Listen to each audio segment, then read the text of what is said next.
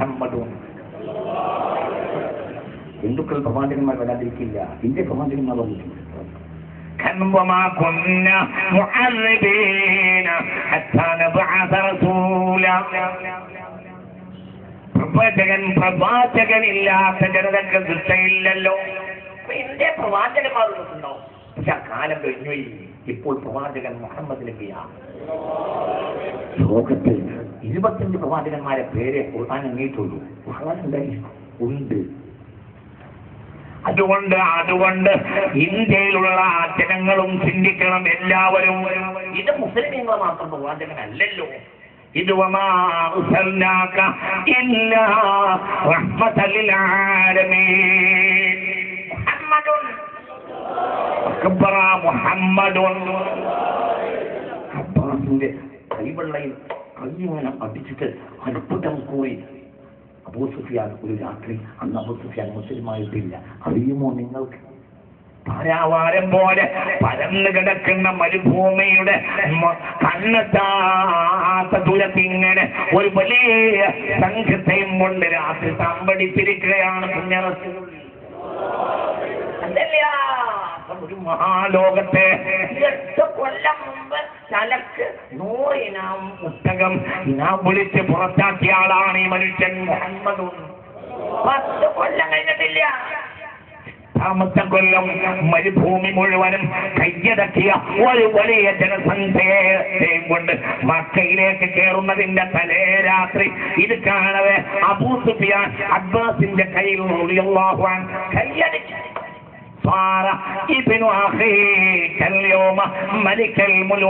ഇന്ന് നിന്റെ ചേട്ടന്റെ മകൻ രാജാക്കളുടെ രാജാവായല്ലോ എന്ന് പറഞ്ഞു. അതല്ല, അപ്പോഴത്തിന് അബ്ബാസ് തിരുത്തി ഞാനല്ല രാജാക്കന്മാരുടെ രാജാവ് എന്ന് പറയരുത്, അതെന്റെ ജ്യേഷ്ഠന്റെ മകന് ഇഷ്ടാവൂല. ഇങ്ങനെ പറഞ്ഞു.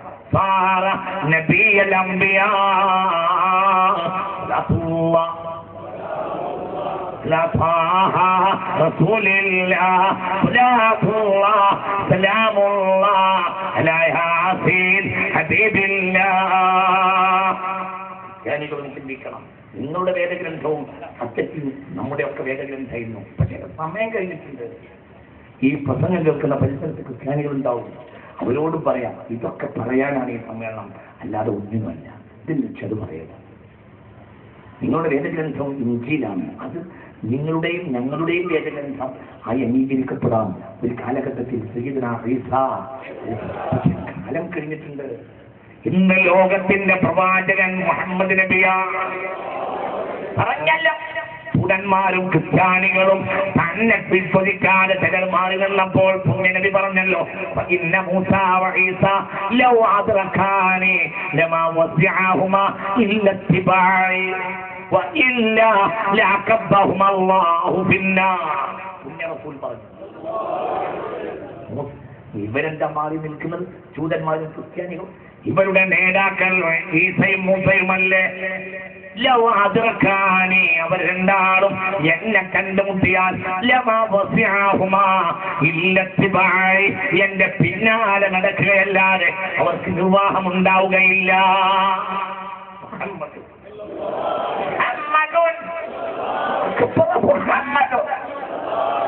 ലോകത്തിന്റെ നേതാവ് ഈ മനസ്സിലുണ്ടെങ്കിൽ ഇത് വിമർശിച്ച് നടക്കും. ഇത് പറയാനാണ് സമ്മേളനം. ലോകം മുഴുവൻ ഇത് നോക്കുന്ന ഒരു സമയമാണ്. നമ്മൾ മത്സരിക്കല്ല വേണ്ടത്. എന്താ പറഞ്ഞത്? ലൗ അദ്റകാനി ഫഇന്ന മൂസാ വ ഈസാ ലൗ അദ്റകാനി ലമാ വസിഅഹുമാ ഇല്ല ഇത്തിബാഇ. മൂസയും ഈസ തന്നെയും എന്നെ കണ്ടുമുട്ടിയാൽ ലമാ വസിഅഹുമാ ഇല്ല ഇത്തിബാഇ, എന്റെ പിന്നാലെ ഒളിക്കുകയല്ലാതെ, എന്റെ പിന്നാലെ അനുധാവനം ചെയ്യുകയല്ലാതെ അവർക്ക് നിർവാഹമുണ്ടാവുകയില്ല. കാരണം 12 ഗോത്രത്തിലേക്ക് വന്ന നബിയാണ് മൂസ. 12 ഗോത്രത്തിലേക്ക് വന്ന നബിയാണ് മൂസ. അവന് ഉറപ്പല്ലേ, അനുവദിക്കൽ ഹജറ ഫജറത്ത് മിൻ ഹുസ്നതാ തന്റെ കയ്യിലുള്ള വടി കൊണ്ട് തൊപ്പിക്കൊടി ഇടവട്ടത്തിലുള്ള ഒരു കല്ലിൽ അടിക്കാൻ പറഞ്ഞു. അടിച്ചപ്പോൾ അതിൽ നിന്ന് 12 ഉറവകൾ ഇസ്രായേലികൾക്ക് മനോഹരമായ ജീവന്റെ ജലസ്പർശം വന്നു. 12 കൈവഴികളായിട്ടാണ് ആ കല്ലിൽ നിന്ന് വന്നത്. കാരണം അവർ 12 ഗോത്രങ്ങളാണ്. ആരുടെ ജനത? മൂസ നബിയുടെ ജനത 12 ഗോത്രങ്ങളാണ്. ഇസ്രായേലിന്റെ പുറത്ത് നബിയുടെ കാര്യം എങ്ങനെയല്ലേ? ഇസ്രായേലിന്റെ പുറത്ത് ക്രിസ്തുദേവൻ യാത്ര ചെയ്യുകയായിരുന്നു. ഒരു സ്ത്രീ അലമുറയിട്ട് വന്നു, കർത്താവേ ദാവീദ് പുത്ര എന്നെ അനുഗ്രഹിക്കണമേ എന്ന് പറഞ്ഞു. മത്തായി സുവിശേഷം 10-ാം ഖണ്ഡം. കർത്താവേ ദാവീദ് പുത്ര എന്നെ അനുഗ്രഹിക്കണമേ എന്ന് പറഞ്ഞു. കർത്താവോ ഒന്നും മിണ്ടിയില്ല, മുന്നോട്ട് നീങ്ങി. അവൾ അലമുറയിട്ട് പിന്നാലെ വന്നാകെ അപ്പോസ്തലന്മാർ ഇങ്ങനെ പറഞ്ഞു, കർത്താവേ ദാവീദ് പുത്ര അവളെ അനുഗ്രഹിക്കണമേ എന്ന് പറഞ്ഞു. കർത്താവ് ഒന്നും മിണ്ടിയില്ല. കുറച്ച് നീങ്ങിയപ്പോൾ ഇങ്ങനെ പ്രതിവചിച്ചു, ഇസ്രായേലിന് പുറത്ത് സുവിശേഷം പറയാൻ എന്നെ നിയോഗിച്ചിട്ടില്ല. ഇസ്രായേലിന് പുറത്ത് സുവിശേഷം പ്രസംഗിക്കുന്നത് സ്വന്തം അപ്പം നായ്ക്കൾക്ക് എറിഞ്ഞു കൊടുക്കുന്നത് പോലെയാകുന്നു. മത്തായി സുവിശേഷം 10-ാം ഖണ്ഡം 23, 24, 25 വചനം. ഒരു യൂണിവേഴ്സൽ മെസ്സഞ്ചർ അല്ല ഈസ. 12 ഗോത്രത്തിലേക്ക് ഒരു യൂണിവേഴ്സൽ മെസ്സഞ്ചർ അല്ല സയ്യിദുനാ ഈസ. അപ്പോൾ ഈസയും മൂസയും ഈ മനുഷ്യനെ അലൈഹിസ്സലാത്തു വസ്സലാം എന്തുകൊണ്ട് വമാ അർസൽനാക ഇല്ലാ റഹ്മതൻ ലിൽ ആലമീൻ, ലോകത്തിന് മുഴുവൻ പ്രവാചകൻ മുഹമ്മദ് أن محبته صلى الله عليه وسلم وطاعته كان واجبة لكافة الخلق. അത് 12 വർഷത്തിനല്ല, മനുഷ്യർക്ക് മാത്രവുമല്ല സകല സൃഷ്ടികൾക്കും മുഹമ്മദ് നബിക്ക് വഴിപ്പെടൽ നിർബന്ധമാണ്. മരത്തിന് ലാ ഇലാഹ ഇല്ലല്ലാഹ് ബോധമുണ്ടെങ്കിൽ മരത്തിന് മുഹമ്മദ് നബി എന്ന ബോധമുണ്ടാവും. മരം, കല്ല് ബോധമുണ്ടാവും ഉണ്ടല്ലോ. ഞാൻ നബിയാകുന്നതിന് മുമ്പ് തന്നെ കല്ലുകൾ എനിക്ക് സലാം പറഞ്ഞിരുന്നു. ഇമാം മുസ്ലിം ഈ ഹദീസ് രേഖപ്പെടുത്തിയിരിക്കുന്നു. കല്ലുകൾ സലാം പറയും. സലാമു അലൈക യാ അല്ലമീൻ, അല്ലമീനെ എന്ന് വിളിച്ചിട്ട് എനിക്ക് സലാം പറയുമായിരുന്നു. മക്കയിലെ പ്രാന്തങ്ങളിലുള്ള ആടുമേച്ച് നടന്നിരുന്ന കാലഘട്ടത്തിൽ അബൂ ത്വാലിബിന്റെ വീട്ടിൽ അത്താഴ പട്ടിണി തീർക്കാൻ വേണ്ടി ആടുമേച്ച് നടന്നിരുന്ന കാലഘട്ടമായിരുന്നു. അന്ന് കല്ലുകൾ എനിക്ക് സലാം പറഞ്ഞിരുന്നു എന്ന് പുണ്യ റസൂൽ. അപ്പോൾ കല്ലിന് ലാ ഇലാഹ ഇല്ലല്ലാഹ് പോലെ ഉണ്ടല്ലോ, ഉണ്ടല്ലോ. إن منها لما يتفجر منه الأنهار وإن منها لما يشقق فيخرج منه الماء وإن منها لما يهبط من خشية الله. കല്ലോലിനീന മുലക്ക് കല്ലോലിനീന്ന് പറയും. കല്ലിനെ ഒലിപ്പിക്കുന്ന പോലെ കല്ലൊലിച്ചതുമാണ്, കല്ലിനെ ഒലിപ്പിക്കുകയും ചെയ്യും. കല്ലോലിനി പുഴ എങ്ങനെയുണ്ടായി? അൽബഖറ പറയുന്നു, കല്ല് കരഞ്ഞതാണ്. എന്തിന് കല്ല് കരഞ്ഞു? മിൻ ഖശിയത്തില്ലാ. അപ്പോൾ കല്ലിന് ലാ ഇലാഹ ഇല്ലല്ലാഹ് ബോധമുണ്ട്. അപ്പോൾ കല്ലിന് മുഹമ്മദ് റസൂലുള്ളാഹ് ബോധമുണ്ട്. മരത്തിന് ലാ ഇലാഹ ഇല്ലല്ലാഹ് ബോധമുണ്ടെങ്കിൽ ഉണ്ടല്ലോ. الرحمن علم القرآن خلق الإنسان علمه البيان الشمس والقمر بحسبان والنجم والشجر يسجدان.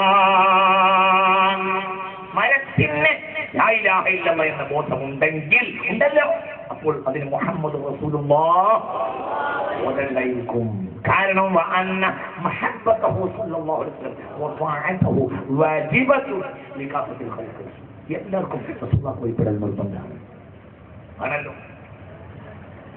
അക്രാബി വന്നിട്ട് പറഞ്ഞില്ലേ, നബിയെ എനിക്കൊരു മുഅ്ജിസത്ത് കാണിച്ചു തരുമോ? മരുഭൂമിയുടെ യാത്ര ചെയ്യുകയാ പുണ്യ റസൂൽ. എനിക്കൊരു മുഅ്ജിസത്ത് കാണിച്ചു തരുമോ? അപ്പോൾ പറഞ്ഞു, നീ മുസ്ലിം അല്ലേ, എനിക്കെന്തിനാ മുഅ്ജിസത്ത്, എനിക്കെന്തിനാ അത്ഭുതസിദ്ധി, നിനക്കെന്തിനാ? അപ്പോൾ പറഞ്ഞു, എന്റെ ഹൃദയത്തിന്റെ ഒരു സമാധാനത്തിന് എന്റെ പുണ്യപ്പൂങ്കവരുടെ മാത്രം വന്ന് നേരിട്ട് കാണാൻ എനിക്കൊരു മുഅ്ജിസത്ത് കാണിച്ചു തന്നൂടെ നബി സ്വല്ലല്ലാഹു അലൈഹി വസല്ലം. അപ്പോൾ ദൂരെ നിൽക്കുന്ന ഒരു മരത്തിന് ഞാൻ അങ്ങ് വിളിച്ചു. ആ മരത്തിനോട് പോയിട്ട് ഞാൻ സലാം പറഞ്ഞിട്ടുണ്ടെന്ന് പറയാൻ ആ മരത്തിനോട് ഇങ്ങോട്ട് വരാൻ പറ. ലോകത്തെ അനവധി മുഹദ്ദിസീങ്ങൾ ഈ ഹദീസ് രേഖപ്പെടുത്തിയിരിക്കുന്നു. ഇമാം ബൈഹഖി തന്റെ ദലായിലിൽ ഈ ഹദീസ് രേഖപ്പെടുത്തിയിരിക്കുന്നു. ഹാഫിദ് ഇബ്നു കസീർ മുഅ്ജിസാത്തിൽ ഈ ഹദീസ് രേഖപ്പെടുത്തിയിരിക്കുന്നു. ഖാലി ഇയാദ് തന്റെ ശിഫായിൽ ഈ ഹദീസ് രേഖപ്പെടുത്തിയിരിക്കുന്നു. ദുറുൽ ജലാലുദ്ദീൻ സുയൂത്തി ഈ ഹദീസ് രേഖപ്പെടുത്തിയിരിക്കുന്നു. ലോകത്തെ അനവധി മുഹദ്ദിസീങ്ങൾ ഈ ഹദീസ് രേഖപ്പെടുത്തിയിരിക്കുന്നു. മരത്തോട് പോയിട്ട് സലാം പറഞ്ഞിട്ട് ഞാൻ അങ്ങോട്ട് വിളിക്കുന്നുണ്ട് എന്ന് പറയാൻ ഈ അറാബി പേടിച്ചു. മരത്തോട് ഞാൻ അങ്ങനെ പറഞ്ഞാൽ പോയി ഏതാണ് റസൂല കൽപ്പിച്ചല്ലേ അങ്ങോട്ട് പോയി. എന്നിട്ട് റസൂലുള്ളാഹി സലാം പറഞ്ഞു. വെറുതെ فلما سمعت اسم رسول الله صارت أغصانها ساجدة. നബിയുടെ പേര് കേട്ടപ്പോൾ മരം അതിന്റെ കൊമ്പ് ചില്ലകളെല്ലാം ഇങ്ങനെ വിനയാന്വിതമായി എന്നിട്ടത് സ്വയം മണ്ണിൽ നിന്ന് പറഞ്ഞിട്ട് إلى حضرة المصطفى جاءت لدعوته أشجار ساجدة تمشي إليه على ساق بلا قدم. ഇത് ഞാൻ പറയുന്ന കഥയല്ല. ഈ കഥക്ക് ഈ വരിക്കൊരു വ്യാഖ്യാനം എഴുതിയിട്ടുണ്ട്. ആരാണ് വ്യാഖ്യാനം എഴുതിയതെന്നോ? ലോക പ്രശസ്ത ഫിഖ്ഹി പണ്ഡിതനായ ഇബ്നു ഹജർ അൽ ഹൈതമി. അവരെക്കാൾ വലിയവരാണോ നിങ്ങളൊക്കെ? ഇബ്നു ഹജർ റളിയല്ലാഹു വ്യാഖ്യാനം എഴുതി ഈ വരിക്ക് جاءت لدعوته أشجار ساجدة تمشي إليه على ساق بلا قدم. مولاي صل وسلم دائما أبدا على حبيبك خير الخلق كلهم. ആരെങ്ങോട്ട് വന്നു? മുസ്തഫ റസൂലുള്ളാഹി അടുത്ത് വന്നു. എന്നിട്ട് മരം മുസ്തഫ നബിക്ക് സലാം വന്നപ്പോ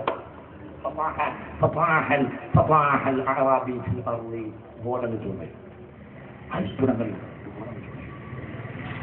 ചിന്തിക്കും. എന്തുകൊണ്ട് ഈ പ്രപഞ്ചത്തിലെ ഓരോ വസ്തുവിനും പുണ്യറസൂലിനെ വഴിപ്പെടൽ നിർബന്ധമാണ്. എല്ലാം കല്ലായാലും മരമായാലും വെള്ളായാലും എന്തായാലും വെള്ളം മണ്ണിലെ ഇങ്ങനെ ചോദ്യം 1500 ആളുകൾക്ക് സുബഹിനിസ്കരിക്കാൻ ഒന്നുകൊടുക്കാൻ വെള്ളമില്ല. 1500 ആളുകൾക്ക് എന്ത് ചെയ്യും?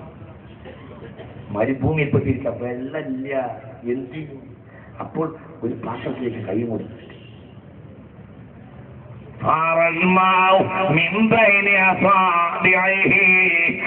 കൈവെള്ളയിൽ നിന്ന് വെള്ളം വന്നുവല്ലോ. 1500 ആളുകൾ കുളിച്ചു, 1500 ആളുകൾ ഉള്ളു ചെയ്തു, 1500 ആളുകൾ ഒട്ടകത്തിന് കൊടുത്തു, 1500 ആളുകൾ പാത്രത്തിൽ വായിച്ചു. വെള്ളം വന്നു. എവിടുന്ന് വന്നു? അപ്പൊ അങ്ങനെ എവിടുന്ന് വന്നു?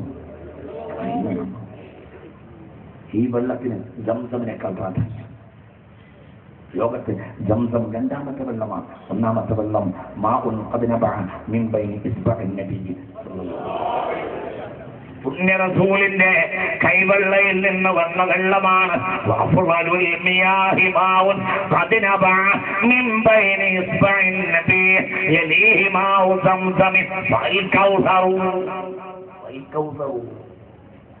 ഒന്നാം സ്ഥാനം പുണ്യറസൂലിന്റെ കൈവെള്ള എന്ന് വന്ന വെള്ളമാണ്. സല്ലല്ലാഹു അലൈഹി വസല്ലം. ഈ ചരിത്രം പിൻഗാമികളോട് പറയവേ, ജാബിർ റളിയല്ലാഹു അൻഹു പറയവേ, ഇമാം മുസ്ലിം തന്റെ സ്വഹീഹിൽ രേഖപ്പെടുത്തിയിരിക്കുന്നു. പിൻഗാമികളോട് ഈ കഥ പറയവേ, ജാബിറിനോട് പിൻഗാമികൾ ചോദിച്ചു, കം കുന്തും ഫീ ദാലികൽ, അന്ന് നിങ്ങൾ എത്ര ആളുണ്ടായിരുന്നു? അപ്പോൾ പറഞ്ഞു, കുന്നാ 15 ഞങ്ങൾ 1500 ആളുണ്ടായിരുന്നു. لو كنا 100,000 كفانا مع رسول الله. ഞങ്ങൾ 1,00,000 ആളുണ്ടായിരുന്നെങ്കിലും അന്ന് ഒന്നുമെടുക്കാനും കുളിക്കാനുമുള്ള വെള്ളം പുണ്യ റസൂലിന്റെ പരിശുദ്ധമായ കയ്യിൽ നിന്ന് വരുമായിരുന്നു. ഇത് പറയണ്ടേ ലോകത്ത്? ഇത് പറയാനാ ചങ്ങാതി നബിദിനം? ഇത് പറയാനാ മൗലിക യോഗം? സ്പെഷ്യലൈസ് ചെയ്ത് മുസ്തഫ നബിയെ പഠിപ്പിക്കാം. ഇത് ആരാ ചെയ്യുന്നത് ഇവിടെ? സ്വല്ലല്ലാഹു അലൈഹി വസല്ലം. പ്രവാചകന്മാർ, ഒരു പ്രവാചകനും തന്റെ ജനതയുടെ മുന്നിൽ എണീറ്റുന്നതില്ല. ഇല്ല മുഖ്ബിറ